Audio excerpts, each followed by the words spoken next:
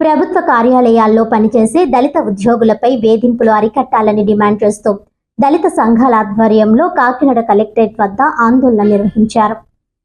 ఈ సందర్భంగా దళిత బహుజన్ ఫ్రంట్ జాతీయ కోఆర్డినేటర్ తోటి చెంగల్రావు, ఆంధ్ర మాల మహానాడు వ్యవస్థాపక అధ్యక్షులు సిద్ధాంతుల కొండబాబులు మాట్లాడుతూ ఈ కొత్తపల్లి మండలం పొన్నాడ గ్రామ పంచాయతీ కార్యదర్శిగా సియోన్ కుమార్ విధులు నిర్వహించడం జరుగుతుందన్నారు.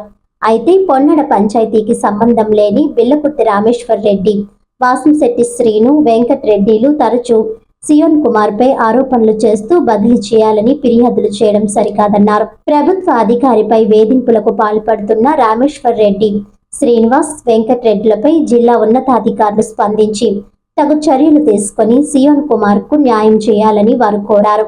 అనంతరం జిల్లా అధికారులకు వినతి పత్రం అందజేశారు.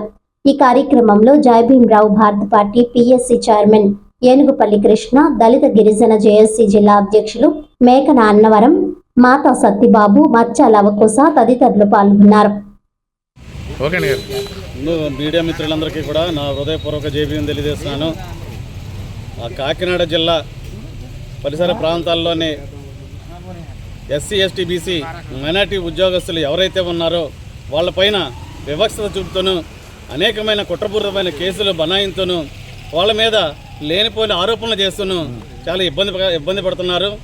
అదేవిధంగా ఉప్పాడ కొత్తపల్లికి చెందినటువంటి ఈఓ గారిని అనేక ఇబ్బందులు పెట్టి రెడ్డి కులస్తులైనటువంటి అందరూ ఏకస్తులు అయ్యి తను ఏదో విధంగా హింసించే విధంగా ధోరణిలోని కనీసం ఆయన ఊరేసుకునే స్థాయికి కూడా వెళ్ళిపోయాడు. అతను సావుదా కూడా వెళ్ళిపోయాడు. ఎందుకు వచ్చినా ఉద్యోగం అనే పరిస్థితి తీసుకొచ్చారు.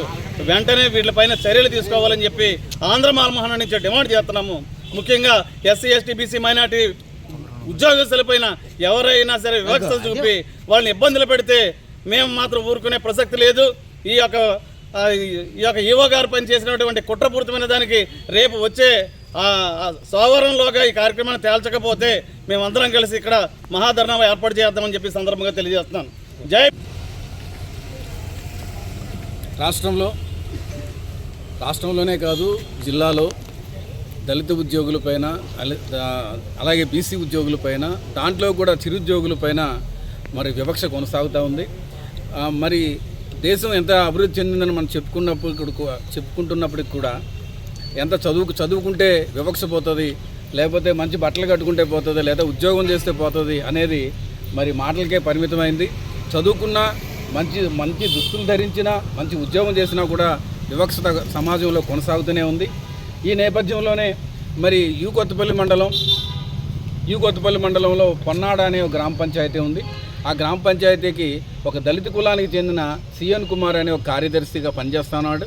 మరి అతను కేవలం 3 నెలలు ట్రాన్స్ఫర్ అయ్యి 3 నెలలు అయింది.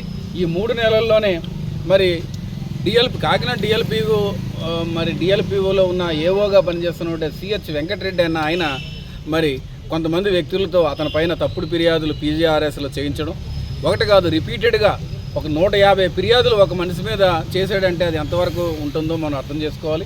ఆ ఫిర్యాదుల నేపథ్యంలో జిల్లా కలెక్టరేట్లో కూడా ఆ ఫిర్యాదుదారుల యొక్క ఆధార్ నెంబర్లను కూడా బ్లాక్ చేసిన సందర్భాలు కూడా ఉన్నాయి.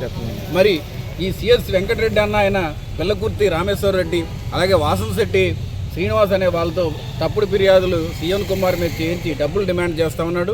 అలాగే గతంలో కూడా ఈ సిహెచ్ వెంకటరెడ్డి పైన సామలకోట పిఎస్లో 236 ఎఫ్ఐఆర్ నంబర్ 236/2023లో కూడా కేసు నమోదైంది. ప్రభుత్వం నిధులను కూడా అతను సొంత ఖర్చులకు వాడుకున్నాడు. ప్రభుత్వం తరపున నిధులు తీసుకుని దాంట్లో వచ్చిన వడ్డీ డబ్బులు కూడా అతను వాడుకున్న పరిస్థితులు ఉన్నాయి. దీనిపైన సమగ్ర విచారణ చేయాలని చెప్పి ఈరోజు పీజీఆర్ఎస్లో దళిత భోజన సంఘాల తరపున, మాల మహానాడు తరపున, జైభీం భారత్ పార్టీ తరపున మేము డిఆర్ఓ గారు రిప్రజెంటేషన్ ఇవ్వడం జరిగింది. డిఆర్ఓ గారు దీనిపైన సమగ్రమైన విచారణ జరపాలని చెప్పి సోషల్ వెల్ఫేర్ డిపార్ట్మెంట్ జేడీ గారికి ఎంక్వైరీ ఆఫీసర్ని ఈరోజు అపాయింట్మెంట్ వేయడం జరిగింది. దీనిపైన ప్రభుత్వం కానీ జిల్లా కలెక్టర్ గారు కానీ స్పందించి త్వరితగతిన ఎంక్వైరీ చేయించి దోషుల్ని శిక్షిస్తారని చెప్పి కోరుకుంటున్నాను.